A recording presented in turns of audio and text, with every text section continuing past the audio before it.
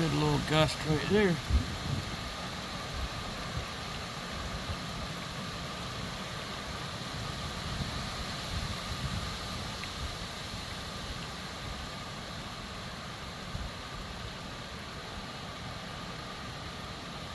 Most likely we won't have no power here in a couple hours probably. I'll be surprised if we still have it in about 20 minutes. But yeah, just wind and rain and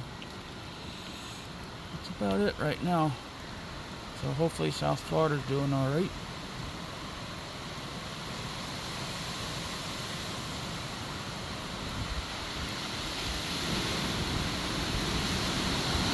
There's a nice gust.